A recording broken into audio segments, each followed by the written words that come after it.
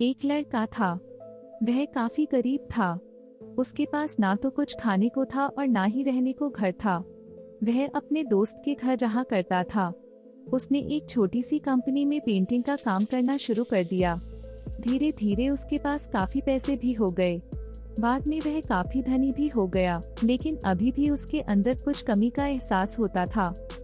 जब वह छोटा था तभी उसके माता पिता इस दुनिया से चले गए थे। उसने कभी प्रेम को नहीं जाना था। एक दिन जब वह अपने किसी काम से बाहर गया था तो उसे एक लड़की दिखी जो कि काफी अच्छी और खूबसूरत थी। उसको देखते ही इस लड़की को उस लड़के से प्रेम हो गया। वह काफी देर तक उस लड़के को देखती रही। कुछ देर बाद वह लड़की वहां से चली गई।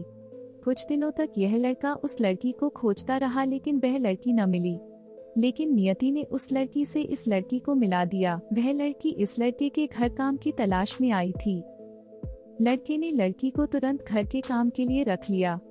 जब वह लड़की इस लड़के इस मिलने आई थी तो उस समय इस लड़के ने कुछ शब्द भी साफ से नहीं बोल पा रहा था, जिससे लड़की को लगा कि यह लड़का गूंगा है। लड़का भी जान गया था कि यह लड़की हमें गूंगा समझती है। इसके साथ ही साथ यह लड़की समझ गई थी कि यह लड़का इस घर का नौकर है, ना कि मालिक है।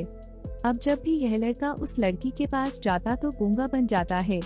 धीरे धीरे वह लड़की इस लड़के पर काफी रहम खाने लगी। अब उसे इस लड़के के लाचारी पर प्यार होने लगा। लेकिन फिर वह लड़की एक बात से डरकर पीछे हट जाती थी।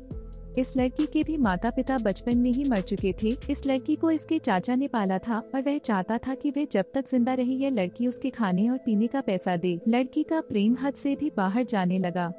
लड़के की एक खांसी पर भी वह लड़की दौड़े उस लड़के के पास पहुंच जाती थी। अब लड़का भी समझ गया कि इस लड़की को मुझसे प्रेम हो गया है। लड़का भी बहुत ज्यादा उस लड़की से प्रेम करता था।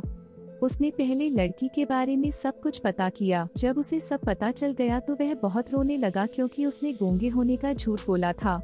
अब वह दिनों रात रोने लगा। लड़की अपने सैलरी में से लड़के की इलाज करवाने को कहती थी। एक दिन सुबह ही उस लड़की को पता चला कि वह लड़का हॉस्पिटल में भर्ती है। वह दौड़ते हुए जब हॉस्पिटल में पहुंची तो उसने देखा कि लड़का बेड पर बेहोश पड़ा है। उसके आसपास काफी मशीन लगी हुई थी।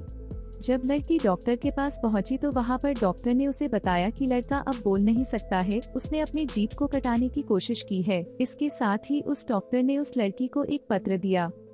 उस पत्र में लिखा था, मैं एक काफी धनी लड़का हूँ। जिस घर में तुम काम करती हो उस घर की मालिक मैं ही हूँ। लेकिन इसके साथ ही मैंने तुमसे एक बहुत बड़ा झूठ बोला है कि मैं एक गूंगा हूँ। अब इस झूठ का प्रायश्चित करने के लिए मैं ऐसा काम करने जा रहा हूँ। इसके साथ ही तुम मेरे घर से मेरे मैनेजर से पैसों को लेकर अपने चाचा को दे देना और एक नई जिंदगी की शुरुआत करना। अगर हो सके तो मुझे माफ कर देना, तुम्हारा दोषी। इस पत्र को पढ़ने के बाद उस लड़की के आंख आंसू से भर आए।